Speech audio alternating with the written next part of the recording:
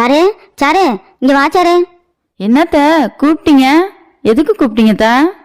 Sir எனக்கு contact lens வேணும், அதான் போய் வாங்கிட்டு வந்துடலாம், வா போலாம். எங்க கமலு, அவனையும் கூப்பிடு. அத்த திடீர்னு கேட்டோடனே எங்கிட்டு தான் வாங்க முடியும்? கண்ணாடி இருக்குல்ல, அதை போட வேண்டியதானே. கான்டாக்ட் லென்ஸ் எதுக்கு? அடியே நிறுத்திரி, எங்க என் மயனை கூப்பிடுறி. நீங்க நான் சொன்னாலும் கேட்க மாட்டீங்க, நீங்க அவர்கிட்டயே பேசிக்கங்க. நான் எது சொன்னாலும் கேட்கறதே இல்லை. ஏங்க ஏங்க இங்க வாங்குங்க. என்னாச்சலாம்? எதுக்கு கூப்பிட்ட? என்னாச்சலாம்? எதுவும் பிரச்சனையா? சொல்லுச்சலாம். என்னங்க, அத்தைக்கு கான்டாக்ட் லென்ஸ் வேணுமா, உடனே வாங்கி கொடுங்கறாங்கங்க. உடனே எப்படிங்க வாங்க முடியும்? சொன்னா கேட்க மாட்டேங்கிறாங்க, நீங்களே சொல்லுங்க. செல்லாம் நீ இங்கிட்டு வா, நான் பேசிக்கிறேன் என்னன்னு. எம்மோ என்னம்மா, அதான் உன்கிட்ட கண்ணாடி இருக்குல்ல, அது பத்தாதா? எதுக்கு கான்டாக்ட் லென்ஸ் வேணும்? சும்மா எதையாவது கேட்டு மனுஷனை தொந்தரவு பண்ணிக்கிட்டு இருக்கக்கூடாது, சரியா? இருக்கிறத வச்சு வாழ பழக. ஏ மொட்டை வாய மூடுறான், நான் எது கேட்டாலும் இப்படிதான் செய்யறேன். இதே உன் பொண்டாட்டி கேட்கட்டும், வேகமா வாங்கிட்டு வந்து நீட்டிருக்கேன். ஏன்டா அப்படி பொண்டாட்டி அலையிறீங்க? பெத்த தாய்க்கு செஞ்சு பழகுங்கடா மத. பெத்த தாயை மதிக்காத நீ எல்லாம் ஒரு பிள்ளையாடா, மாமியால மதிக்காத இவெல்லாம் ஒரு மருமலாடா. சே, எனக்குன்னு வந்து வாச்சிருக்கீங்க பாரு. அத்தை எதா இருந்தாலும் உங்க மைண்டே பேசிக்கங்க, என்னையெல்லாம் பேசிக்கிட்டு இருக்காதீங்க, சொல்லிட்டேன். ஏ கமலு, கொஞ்சம் பக்கத்துல வாடா. என்னம்மா சொல்லு, எனக்கு இங்கேயே காது கேட்கணும் நல்லா. ஒரு நிமிஷம் வாடா பக்கத்துல. என்னம்மா சொல்லு, என்ன? எம்மோ எதுக்குமா அடிச்ச? எதுக்குமா என்னை போட்டு அடிக்கிற? ஏண்டா உன் பொண்டாட்டி இவ்வளவு பேசிக்கிட்டு இருக்கா, நீ நின்னு வேடிக்கையா பாத்துக்கிட்டு இருக்க? அடிச்சு கொண்டு விடுவேன், மரியாதையா அங்கிட்டு ஓடி போயிரு. ஏங்க வலிக்குதாங்க? இதெல்லாம் பொம்பளையே இல்லைங்க, பிசாசு. சே, இப்படி போட்டு பெத்த பிள்ளை அடிக்குது. செல்லம் ரொம்ப வலிக்குது செல்லம், சப்புன்னு அடிச்சு பிடிச்சி செல்லம் எங்க அம்மா. அடிய வாங்கிட்டு கூட செல்லம் வில்லன்னு பேசிக்கிட்டு இருக்கான் பாரு. இதெல்லாம் மனுஷன் தானே, அது திருந்தவே திருந்த மாட்டான். இங்க வாடங்க. அதெல்லாம் வர முடியாதுமா, எதா இருந்தாலும் அங்க இருந்தே பேசு. தாயா இருந்தாலும் தள்ளி நின்னே நீ பேசிக்க. இனிமேல் உன் கூட நான் பேசுறதாவே இல்லை.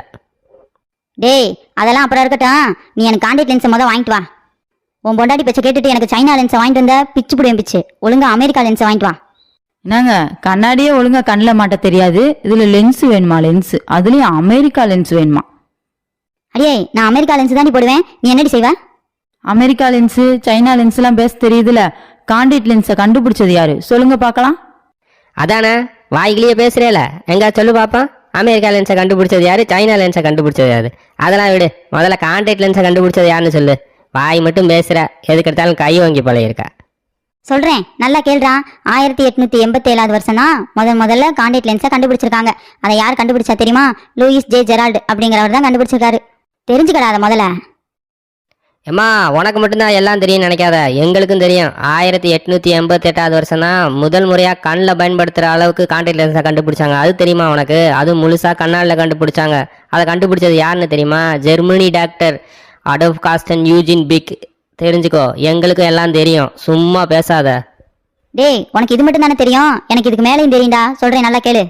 இங்க பாரா, 1936 வருஷம் கான்டாக்ட் லென்ஸை கண்ணாடியில பயன்படுத்தினா கண்ணுக்கு ஆபத்துன்னு சொல்லி கண்ணாடியும் பிளாஸ்டிக்கும் சேர்ந்த மாதிரி கண்டுபிடிச்சாங்க. அதை கண்டுபிடிச்சவர் யார் தெரியுமா? வில்லியம் பின்ப்ளூன் அப்படிங்கிறவர் தான்.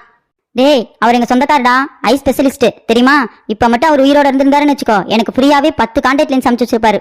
உன்கிட்ட எல்லாம் கேட்க வேண்டிய அவசியமே இருந்திருக்காது, மொட்டை மண்டையா. அம்மா உனக்கு இது மட்டும் தானே தெரியும், முழுசா பிளாஸ்டிக்ல எப்போ கான்டாக்ட் லென்ஸ் வந்துச்சுன்னு உனக்கு தெரியாதுல. அதை நான் சொல்றேன் கேளு. 1939 வருஷம் தான் வந்துச்சு. அதை கண்டுபிடிச்சது யார் தெரியுமா?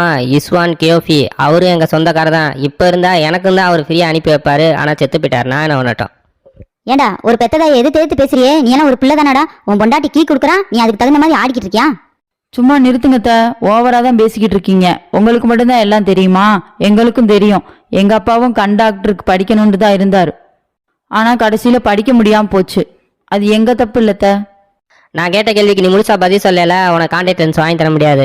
அதோட வாயை மூடிட்டு இருக்கணும், சும்மா வீட்டில் பிரச்சனை பண்ணிக்கிட்டு இருக்க கூடாது, தெரியுதா? டேய் எனக்கு கான்டாக்ட் லென்ஸ் வாங்கி தர மாட்டேங்கிறீல, நீ சொத்த பிரிடா, எனக்கு ஜீவனாம்சம் கொடு. மாசம் என் தேவைக்கு 40,000 கொடுத்துட்றான். இன்னும் வேணாலும் கேட்பேன், அது நீ கொடுத்துதான் ஆகணும்னு சொல்லிட்டேன். என்னங்க மாசம் 40,000 கேட்குறாங்கங்க, அதுக்கு பேசாம நீங்க கான்டாக்ட் லென்ஸே வாங்கி கொடுத்துருங்க. சரி சரி, இந்த ஒரு தடவை வாங்கி தரேன்.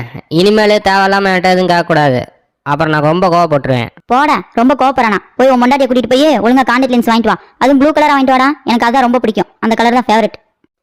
பாருங்க மக்களே, இந்த வயசானவங்க தொல்லை தாங்கவே முடியல.